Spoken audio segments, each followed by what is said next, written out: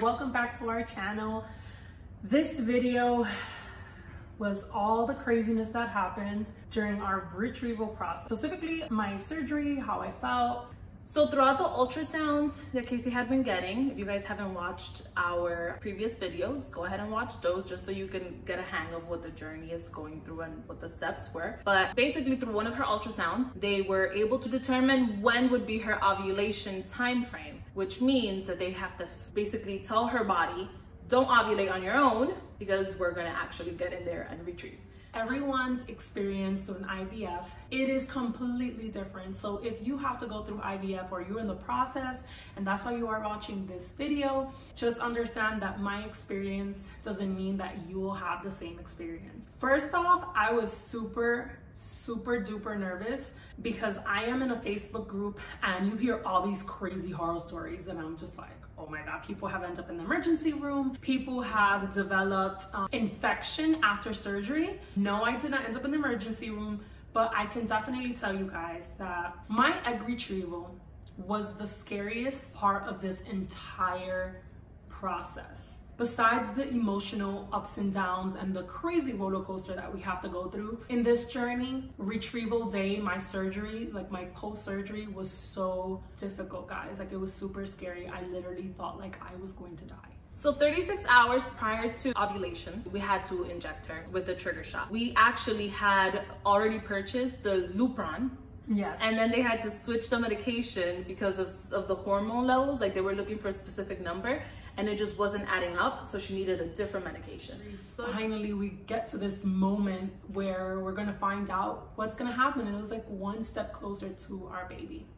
For me, it was a super emotional moment. Just the simple fact that I couldn't be there with her, like through the process. And I literally remember when the nurse came out, called in my name, I walked inside, I had to change my clothes, put on my little cap, put on my little shoes, my little gown.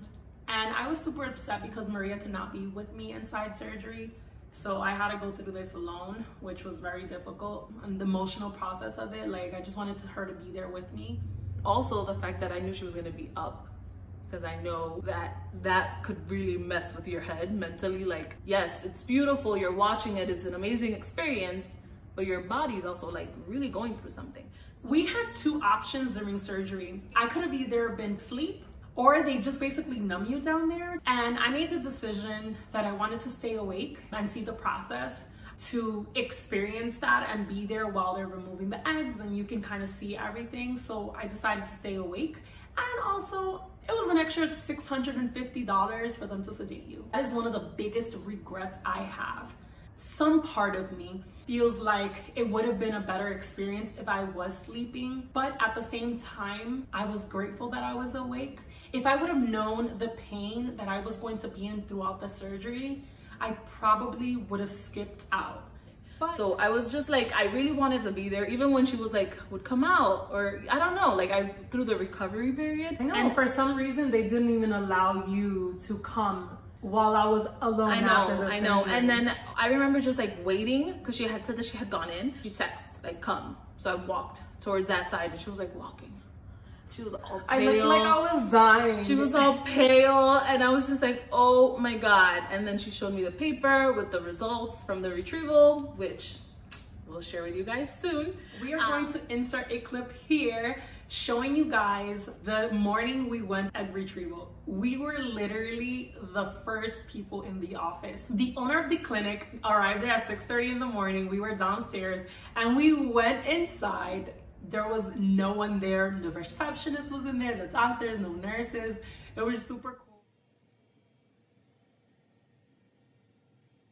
Me into the room, I lay down, and I'm gonna try to find a picture on Google or something to give you guys an idea of what the surgical room looks like. Unfortunately, I could not bring my phone inside, so I could not record anything.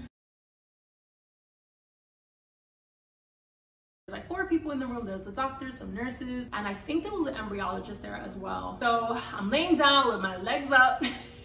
I feel like getting numb. In the beginning of the surgery, while they were retrieving the eggs, the first maybe like 3 or 4 follicles that they removed was not too bad. There was just a lot of pressure and discomfort. From the middle to the end of surgery, it was so painful.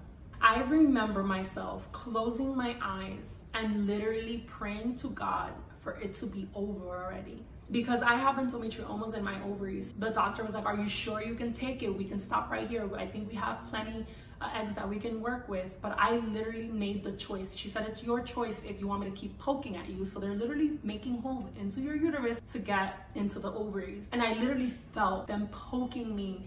It was so painful, you guys. Like, I remember just laying there and telling her, you know what, I haven't gotten this far to get only this far. And so I made that decision that tough it out and do whatever I had to do and feel the pain that I had to feel at that moment. They had to keep poking and it was super uncomfortable and so painful, something you cannot describe. Finally, the surgery is over. I remember standing up, walking to the recovery room. Right before I sit down, all I remember is passing out. Like, I literally just like passed out. When I was slowly kind of waking up, I remember praying to God. Like, I literally felt like I was going to die. After my surgery was the scariest part of this whole thing, guys. It was so scary. Like, I could literally cry right now because I was by myself after surgery, and like, what if I die here by myself? Like, I literally thought the worst. You know, like when you're in those really strong moments, you think literally the worst. Sorry guys, I'm like tearing up.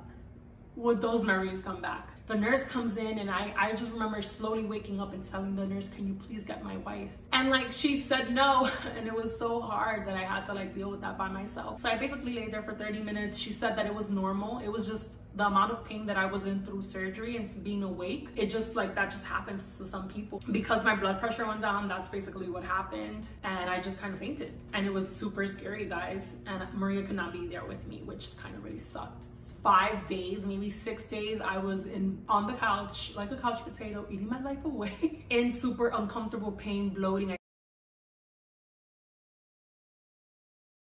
couldn't lift anything. I couldn't even like lift myself up or stretch because the amount of discomfort and pain I had in my lower stomach was really, really intense. It was super scary yet beautiful. This journey, you guys, this journey has been something you can't explain unless you have been through it. I know we mentioned in the last video that we weren't sure if we were going to continue with the cycle. Obviously, we continued with the cycle. We trusted that our doctor knew what he was doing. We were just like, you know what? We're gonna go for this. We're gonna trust. We're gonna pray, and we're happy that we didn't actually cancel the cycle. For sure. In our next video, we are going to just share with you guys all of the numbers, how many eggs we were able to retrieve, waiting game was real, how many embryos made it to blastocyst. We are going to explain to you guys what all those terms mean in our next video. And did we transfer? The big question. Everyone's like, are you pregnant? Literally on Instagram, we're getting so many messages, and then we're just like, guys, you just have to wait. Yeah. Okay, like think of like when you're watching Grey's Anatomy and you're waiting for the next episode. I wish we were that interesting. This is it. All right, guys. Thank you guys so much for watching. Subscribe, give us a thumbs up. Dile adios, mami. See you next week.